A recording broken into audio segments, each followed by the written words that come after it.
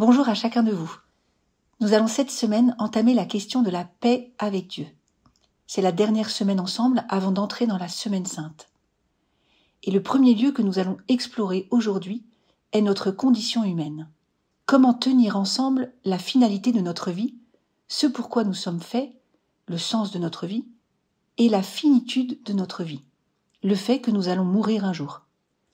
Car la première grande source d'angoisse intérieure qui nous enlève la paix est notre propre mort.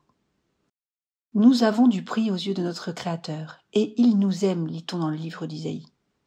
Une bataille en nous de la vie et de la mort, de notre temporalité et de notre éternité se joue, et peut devenir source d'angoisse, et nous faire douter de l'existence même de Dieu et de sa bonté. Étonnamment, la densité de la vie, son poids, ne dépend pas du nombre d'années vécues ou encore à vivre. Nous avons tous en tête des personnes qui sont mortes trop jeunes et qui pourtant ont une très grande fécondité, qui ont porté beaucoup de fruits et ont eu un impact fort sur les autres. Le poète Rilke explore le thème de la mort et de la vie dans son ouvrage « Le livre de la pauvreté et de la mort ».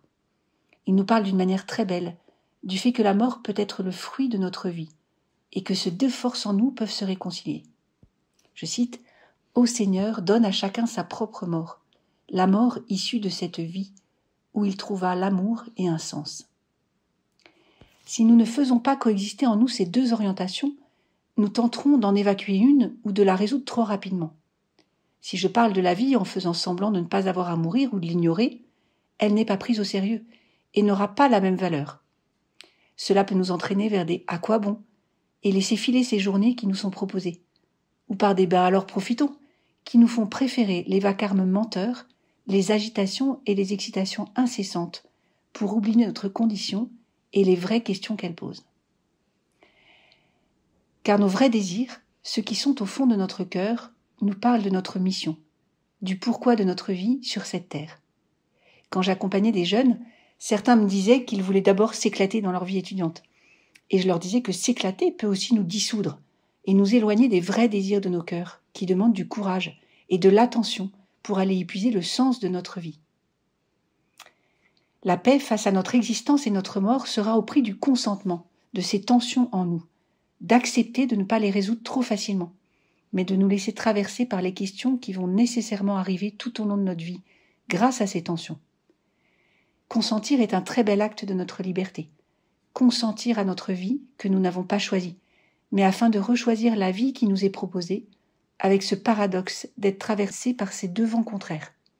Accepter qu'il existe en moi une pesanteur qui me lie à la terre, d'où je viens et où mon corps retournera.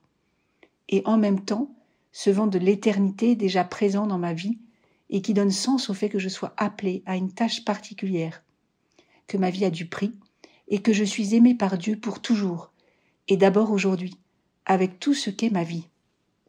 Nous devons accepter d'être acteurs de notre vie, et notamment que notre vie spirituelle n'est pas le déroulement passif et chill, comme me disent mes enfants, tranquillou, d'une petite vie sans histoire. C'est un lieu de lutte, car les vents sont parfois contraires.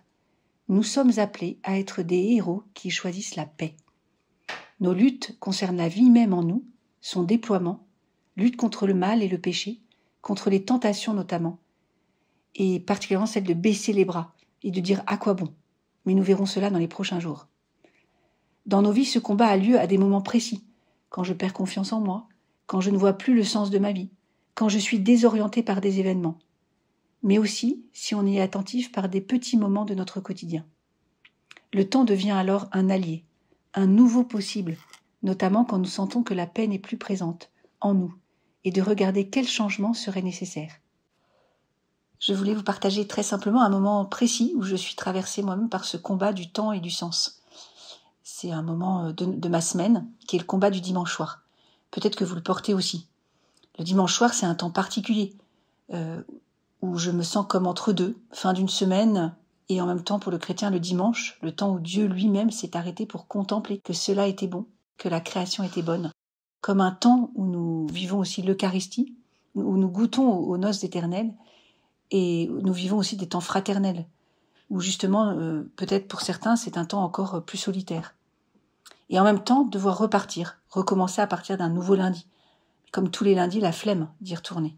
retourner dans le quotidien, où va se jouer l'ordinaire, mais que l'on pourrait choisir de vivre d'une manière extraordinaire. Donc une fois que j'ai identifié cela, je me suis mise à le vivre autrement, en mettant en place des habitudes spirituelles et fraternelles, qui me permettaient de passer ce temps moins en tension, et de repartir courageusement, avec la certitude que cela a du sens. Donc la première attitude que l'on pourrait travailler aujourd'hui ensemble, c'est le consentement. Consentir à ma vie, à celle que je reçois d'un Dieu qui m'aime et qui m'accompagne, que ma vie a du prix. Et en même temps consentir à ma finitude, au fait que je vais mourir un jour, et accepter que ce n'est pas la fin, puisque Dieu lui-même a voulu mourir dans des circonstances ignobles, pour que la mort soit vaincue. Alors confions tout cela à la Vierge Marie. Elle nous est donnée comme mère pour notre temps, sur terre, mais aussi au ciel. Elle est vivante, comme nous, elle est venue sur terre, et lorsqu'on l'a prie, on lui demande d'être présente pour les 2 moments les plus importants de notre vie, aujourd'hui et à l'heure de notre mort. À demain.